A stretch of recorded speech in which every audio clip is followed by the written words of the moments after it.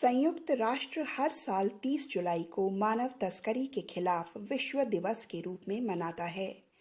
महासभा ने वर्ष 2013 में 30 जुलाई को मानव तस्करी के पीड़ितों की स्थिति के बारे में जागरूकता बढ़ाने और उनके अधिकारों के संवर्धन और संरक्षण के लिए व्यक्तियों में तस्करी के खिलाफ विश्व दिवस के रूप में नामित किया।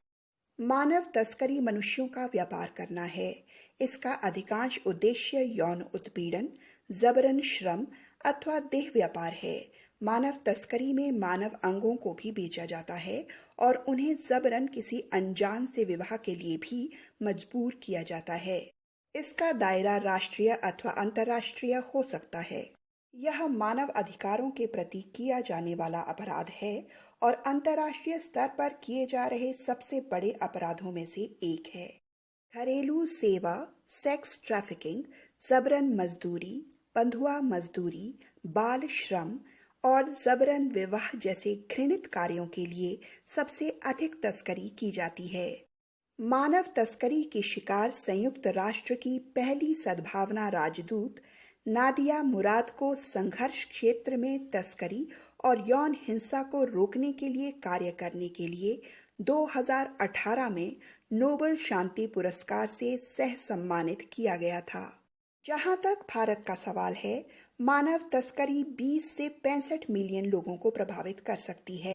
महिलाओं और लड़कियों की देह व्यापार और जबरन शादी के उद्देश्य के लिए देश के भीतर तस्करी की जाती है, खासकर उन क्षेत्रों में जहां पुरुषों की संख्या के मुकाबले महिलाओं की संख्या कम है, यानी लिंग अनुपात में अत्यधिक असमानता है। भारत में बच्चों की एक बड़ी संख्या को कारखानों में श्रमिकों के तौर पर, घरेलू नौकर, भिखारी और कृषि श्रमिक के रूप में जबरन कार्य करवाया जाता है। वहीं विद्रोही या आतंकवादी समूहों द्वारा भी बाल सैनिकों के रूप में बच्चों का उपयोग किया जाता है। भारत में मानव तस्करी पर लगाम कसने के लिए केंद्रीय गृह मंत्रालय ने 2006 में एंटी ट्रैफिकिंग नोडल सेल की स्थापना की थी। ये मानव तस्करी के अपराध का मुकाबला करने के लिए राज्य सरकारों के साथ मिलकर कार्य करती है।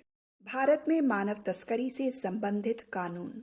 भारतीय संविधान के अनुच्छेद 23(1) के अनुसार जबरन श्रम, भीख मंगवाने के लिए या इस प्रकार के अन्य कार्यों के लिए मानव की तस्करी प्रतिबंधित है और इसका उल्लंघन कानून के अनुसार एक दंडनीय अपराध होगा।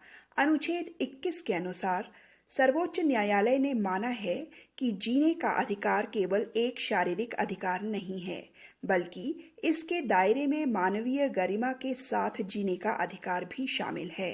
अनैतिक तस्करी अधिनियम 1986 देह व्यापार के लिए तस्करी को दंडित करता है।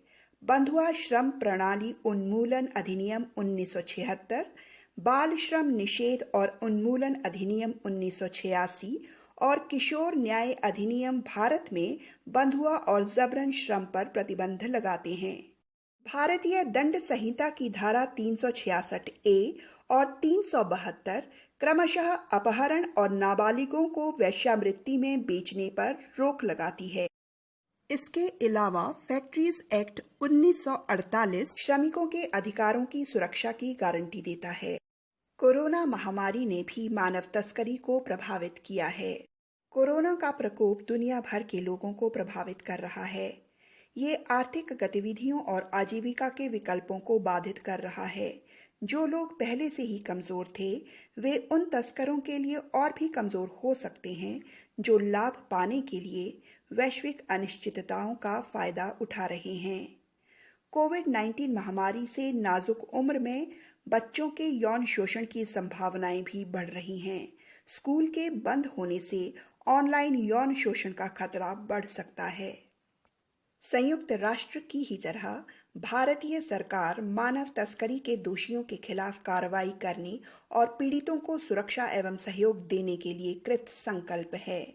आइए अंतर्राष्ट्रीय मानव तस्करी विरोधी दिवस पर हम इस अपराध के निवारण, संरक्षण और अभियोजन के लिए एकजुट हों और ऐसे भविष्य का निर्माण करें जहां ये अपराध मौजूद ना हो।